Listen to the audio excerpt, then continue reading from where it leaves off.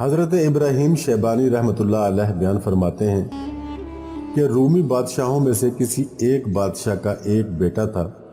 اسے اللہ تعالیٰ نے ہدایت بخشی تو اس نے خفیہ طور پر اسلام قبول کر لیا، اور جب اس لڑکے کے والدین کو اس بات کا پتہ چلا تو وہ بہت غصہ ہوئے اور انہوں نے اسلام قبول کرنے کی وجہ سے اپنے بیٹے کو قتل کرنے کا فیصلہ کر لیا۔ والدین کے اس فیصلے کا علم جب ان کے بیٹے کو ہوا تو وہ اپنی جان بچانے کی غرض سے اپنے محل سے بھاگ کھڑا ہوا، اور بھاگتے بھاگتے وہ ایک اسلامی ملک میں پہنچ گیا۔ وہاں رہ کر وہ اللہ کی عبادت میں مشغول ہو گیا اور 60 سال تک اللہ کی بندگی کرتا رہا، اور پھر وہ بیمار ہو گیا۔ حضرت ابراہیم شیبانی رحمۃ اللہ علیہ فرماتے ہیں کہ ایک دن میں نے اسے دیکھا تو وہ سخت بیمار تھا اور زمین پر لیٹا ہوا تھا۔ اس نے سر کے نیچے تکیے کی جگہ اینٹ رکھی ہوئی تھی۔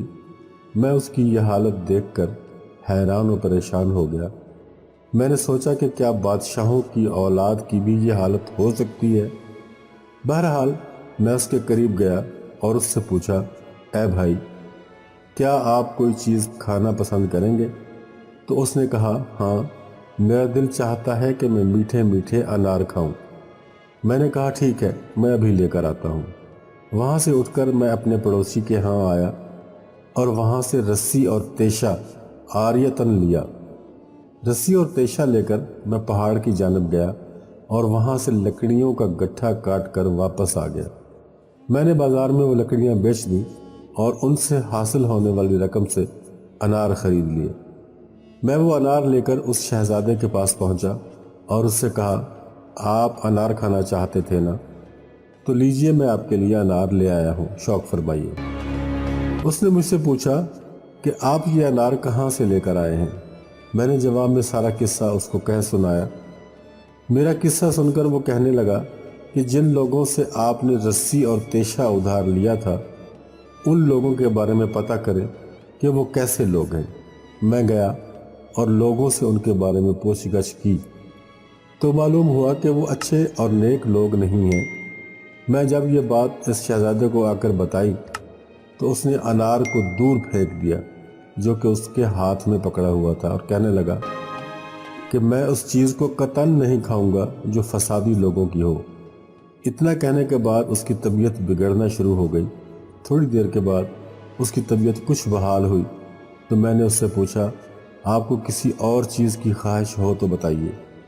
اس نے کہا، میں مرنے سے پہلے ایک بار شیخ ممشاد رحمۃ اللہ علیہ سے ملنا چاہتا ہوں۔ حضرت شیخ ممشاد اور اس شہزادے نے ایک بار 7 دن تک اکٹھے سفر کیا تھا، جس کی وجہ سے ان دونوں کے درمیان اچھی خاصی شناسائی پیدا ہو گئی تھی۔ اس شہزادے نے چند لمحوں بعد آسمان کی طرف دیکھا، اس کے ساتھ ہی اس کی آنکھوں سے آنسوؤں کے موتی جھڑنا شروع ہو گئے۔ یہ مغرب کی نماز کا وقت تھا، اور جب عشاء کی نماز کا وقت ہوا تو حضرت شیخ ممشاد رحمۃ اللہ علیہ تشریف لے آئے۔